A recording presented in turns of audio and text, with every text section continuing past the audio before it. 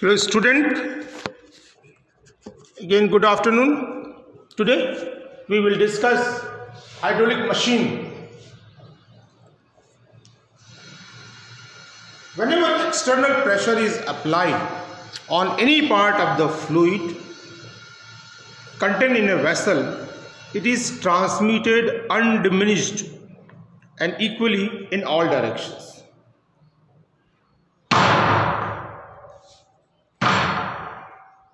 This is the Pascal's law for the transmission of fluid, and that has many applications. A number of devices such as hydraulic lift and hydraulic brakes are based on Pascal's law.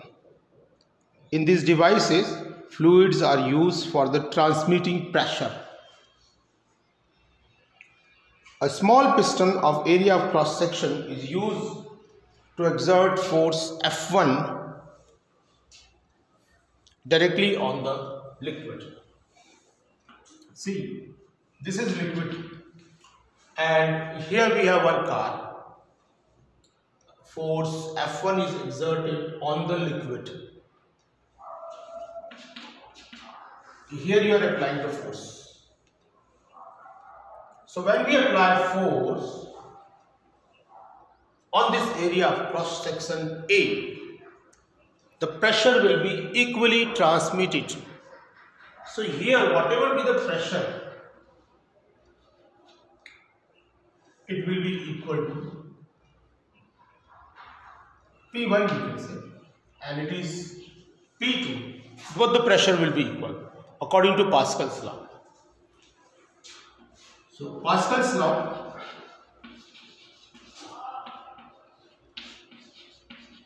P1, it is transmitted equally to P2. P1 F1 by A1. It is equal to F2 by A2. Pressure equal to force upon area. So see, if we want to calculate F2 will be F1 A2 upon A1. Here area of cross section is more. A small force here will be sufficient to lift the heavy vehicle. Jack, jack in mechanics, jacks are used, and they works on the this principle. There are many examples. In automobile, some brakes are also used. Now, if the area of cross section is different, then more area of cross section, here the pressure will be force. We will get more force because the multiplication of F1 into A2, it is equal to upon A1, it is equal to F2. A small force is required to lift the heavy object.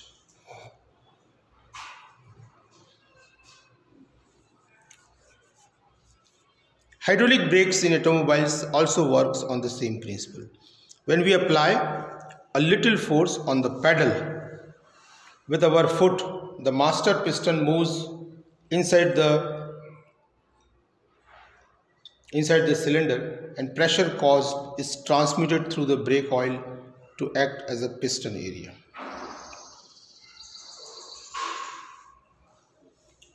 The next thing, since we are discussing the many properties of the fluid, here we will discuss now streamlined flow and turbulent flow. Right, one heading about the streamlined flow. Streamlined flow. So far we have studied the fluid is at rest. Now we'll see the fluid dynamics. Fluid dynamics, in which the force is applied. It comes under the dynamics. But which dynamics? It is called the fluid dynamics. when fluid in motion, when fluid in motion, it is called fluid dynamics. So if the speed of the liquid is very small, slowly the liquid is flowing, our fluid is flowing slowly, and it is flowing such that the next particle, these are suppose 3 particles we have, A particle, B particle and C particle.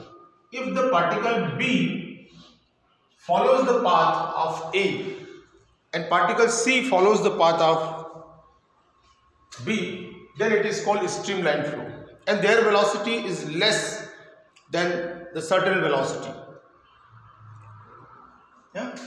The velocity can be represented by drawing one tangent here. See here. Suppose the profile of the liquid is like this.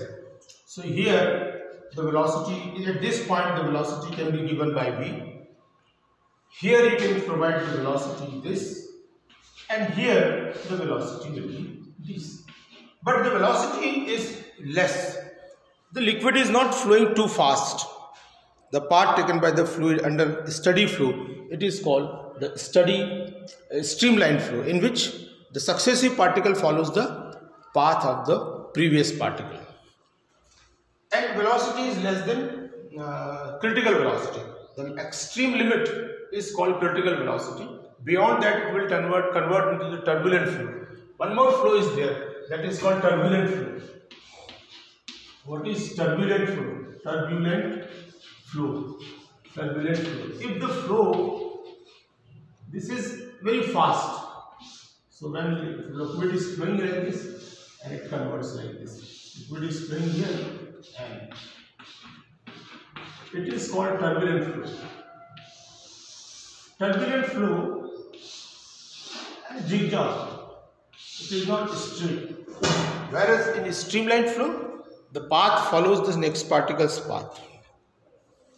And here the velocity is less than certain velocity. That limit is called critical velocity, VC. If the speed of the liquid is less than certain limit, then it is called streamlined flow. And if the velocity of the liquid is more than that velocity, then it is called turbulent flow.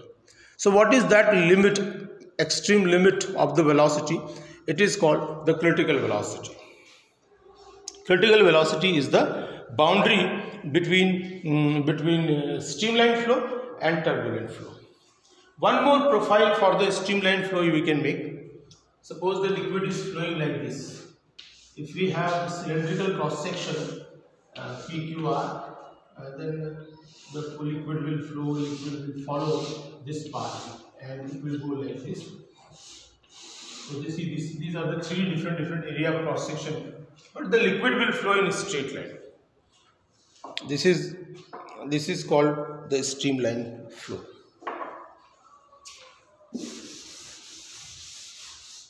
Next definition is, or very important equation, that is called the equation of continuity. What do you mean by equation of continuity? To understand equation of continuity, take one tube of different area of cross section. If we take a tube having different area of cross section like this, and we have 2 area of cross section, one is A1 and one is A2. Here the liquid which is moving, it is moving with velocity V1, it is moving out through the other end of the pipe with velocity V2. The liquid which is flowing have density of the liquid,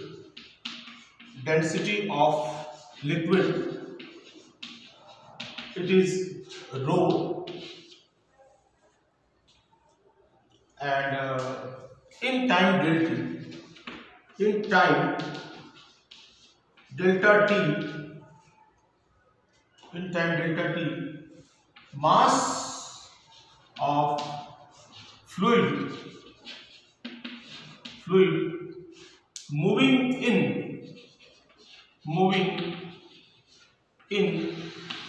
must be equal to mass leaving the tube. Now how much mass of fluid is entering, that we have to get. Here also mass entering at A1, it is equal to mass leaving, or you can say this point R point, this point Q point. Mass moving from the R point and mass leaving through the Q point must be equal. Now mass equal to what? How will calculate that mass? Since we know that mass equal to mass upon volume, it is equal to density. So we all know mass upon volume, it is equal to density. Here we can write mass upon volume, it is equal to density. So mass equal to rho into volume. Now here the liquid is flowing with velocity v, so it will travel this distance. So the volume will be A1 into D1. Volume will be mass rho A1 into D. But what is D? This distance. The liquid is flowing in with velocity. So velocity equal to distance upon time. Distance will be what? V into T. So this distance, the dimension of distance will be V into T. Since the liquid which is moving in have velocity V1 and time interval, as we have taken the very small time interval delta T. So mass will be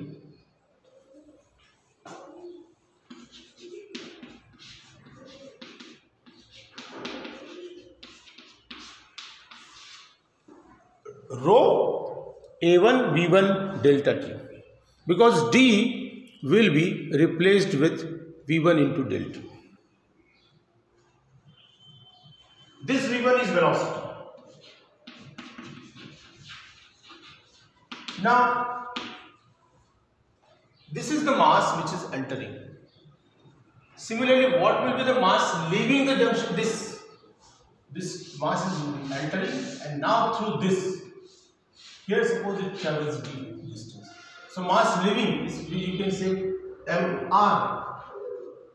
Now mq will be rho A2 V2 into delta T. This will be equation 2. So mass entering must be equal to mass leaving. From conservation of energy, conservation of mass also, it will be rho A1 V1 into delta T. It is equal to rho A2 V2 into delta T. So since the liquid which is flowing here have the same density, here whatever amount of the liquid is moving in, it is leaving the other end of the pipe. So the density will remain same, that is rho, and time t is also same, so it will be cut. Hence we will get A1 V1, it is equal to A2 V2. The very famous equation of continuity, the product of area VV and area velocity AV, it is equal to constant. It is not necessary that it is applicable for this two area process. If you take area cross section here also the equation of continuity will be applicable. And let us see the application of equation of continuity. We can see there are many applications, but out of many equations we have Bernoulli theorem. So before going to, we will see now the Bernoulli theorem.